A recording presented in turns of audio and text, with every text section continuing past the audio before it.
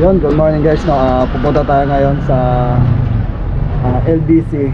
Yun, pupunta tayo sa LBC at kukunin natin yung padala ng na fishing body. May padala sila sa ating isang setup.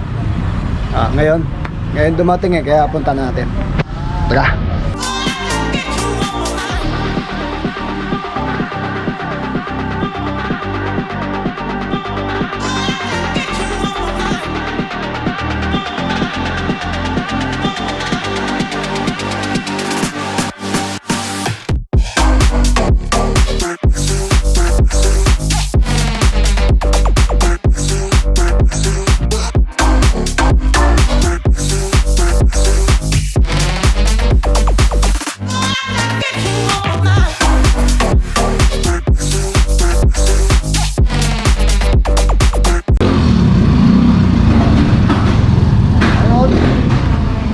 Kita ko na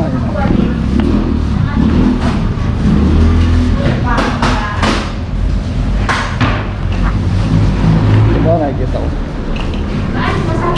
kukuha po ng padala Pero po ay dala.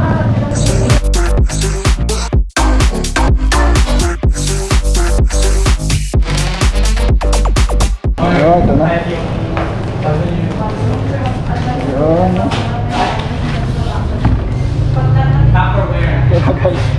Pauwi natin. Thank you po.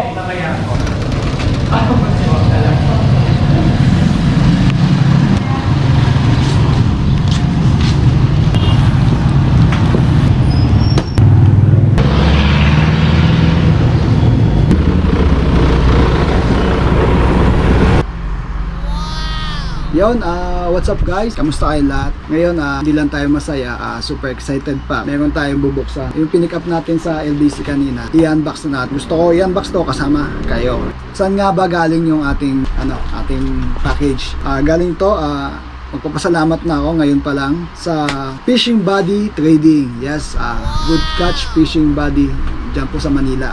Papasalamat ako at pinagkatiwalaan ako na masubukan itong kanilang set. Lalo na po kay kay Sir Lester Timothy Tan. Thank you sir. Susubukan talaga natin matindi to. Yan, buksan natin. So buksan muna natin itong itong package isa. Alam ko to, real. Hindi ka. Buksan natin. Pat daw sinisira Yun. Hop. Nakikita ko na Sheena Halili. Ay, Shimano Sheena 2500. Dito pala nakikita ko na siya. Naka-bubble wrap. Buksan natin.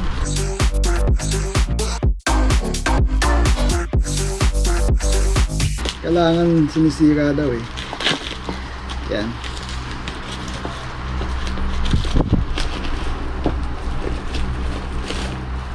Yup, may laman pa. Tignan natin to. Yan po ay Shimano Sheena 2500. Yun. Manual.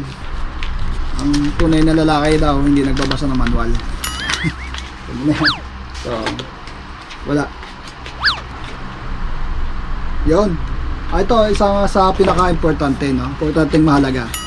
Ang customer copy ng warranty card. Guys, yan.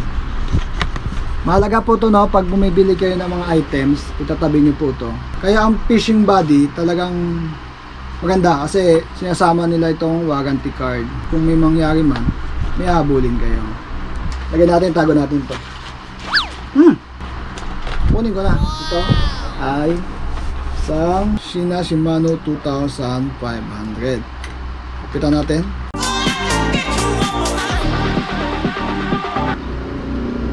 Yun.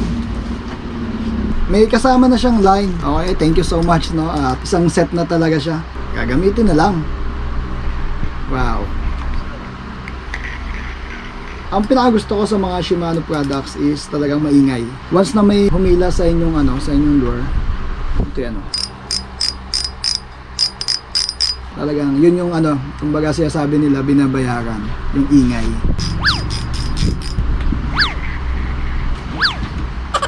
Oh! Ayos, ganda. Na-excite ako lalong gumamit. Hindi lang po pala ito. Yung box niya, may umaalog pa. Bunutin natin. Number 1. Oh, meron pang kasamang tinatawag na pala. Jig, micro jig. 7 grams lang siya. Ito natin. Oh, may kasama pa. Talaga naman. Item FDW. 10 grams. Masusubukan natin talaga to. Isa pa. Lip. Ito yung lip. Yun. Wala na. Yun lang. Hindi lang pala yun. Sa supot, may kasama pa, oh. Diba? Thank you so much talaga, Fishing Buddy. Ayan. May price pa. 168. Orange head shrimp. Yan. Yung hipon po na orange. Yan. Ganda. Ito ay 77mm, then 8.4 grams. Ay, nakalagay po. Papalaban to, guys, no? I-certified ko talaga na ito ay makakahuli. Kasi kung ako is nakaagatin ko talaga to, eh. Ang ganda, oh. Tested ko na po yung mga 5 grams na mga ganito. Sure ball to. Mas pinalaki lang yung hipon. Kumbaga sa hipon, ginawan sugpo. So, buksan na natin yung next. Excited na tayo, eh. Obvious naman to. Hindi naman to linoleum.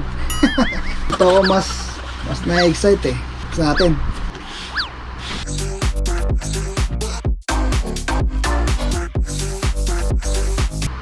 Oh, ilahin ko na. Kulay blue. Kita nyo ba?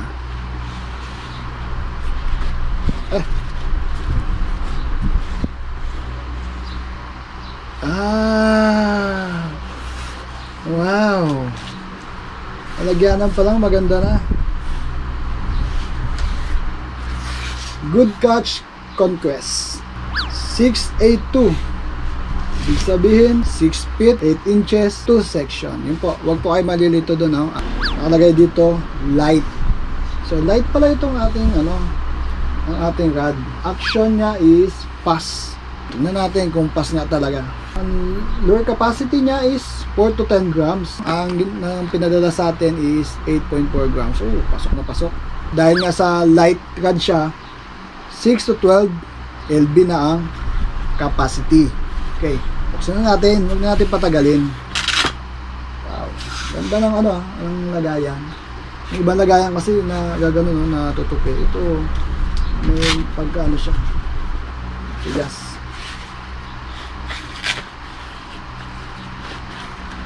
Ang bat. Kain natin ng bat. Wow. Ang ganda. Ang pogi. Wow. Man.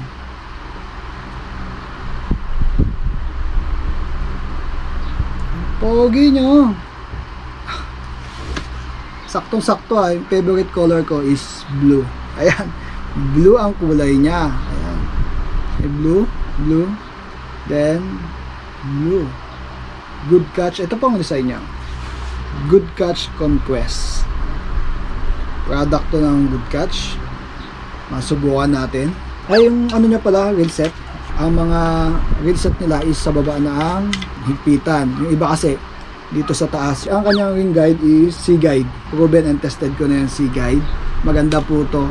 Kung ako pa pipiliin kung Sea Guide o Fuji, gusto ko Sea Guide kasi tested ko na talaga siya. Minsan nagpipishing ako, kahit ilubog ko sa tubig, yung Sea Guide never talagang kinakalawang. Maganda siya. Buksan natin yung tip. Kuhain natin yung tip, no? Tignan natin yung tip kasi dito makikita kung pass nga talaga yung action, pass or slow. Ay, super gaan. Yung texture niya, kung mahawakan mo, medyo magaspang siya. Yan, magaspang siya, guys, no? Yan. Tapos ilang ring guide? 1, 2, 3, 4, 5, 6, 7, 8 nasa tip, then isa sa may bat, total of 9 9 ang ring guide. Ang gaan, super gaan itong tip na to, parang wala kang hawak. So, then try natin ibaluktot. Yan. Hard siya. Ibig sabihin pag medyo matigas, ang lambot niya lang ay hanggang dito lang. Kita niyo po, hanggang dyan lang ang lambot niya. Ibig sabihin po, pass action. Pag umabot po yan dito, ibig sabihin po nun, ano na yun? Slow. Kami nakalagay pala dito sa butt niya is watch out for lightning. So kapag may kidlat, panoodin nyo po. Hindi, iwas po tayo. Huwag po tayo mag-fishing kasi itong rod na to is conductor. Pwede itong daluyan ng kuryente. Nilagyan to ng warning dito na huwag mag-fishing kapag kumikidlat. Maganda ngayon parang gusto ko na subukan to Ang ganda! Excited na ako. So ano to iba to sa ginagamit natin na ultralight. Ito po ay light fishing rod. So ano ba yung pinagkaiba nung ultralight sa light fishing rod? Actually, wala naman sila masyado pinagkaiba. Konti lang talaga. Kung sa yung weight ang titignan natin, konti lang yung bigat na pinagkaiba nila. Sa lure niya is maabot na siya ng 4 to 10 grams. So, pwede na ako magbato hanggang 10 grams. Sa line naman, ang capacity nito is 6 to 12. Sa ultralight, hanggang maximum is 6. Ito, sa light, 6 to 12. Sa action, meron naman silang slow, merong fast. Usually, ang ultralight sa light, fast action ang karamihan dyan. Gusto ko na subukan, gusto ko na testingin talaga. Ito lang muna ikakabit ko kasi baka tumama dito sa kwag to. Pogi guys to. Tayo naman gaano ka pogi.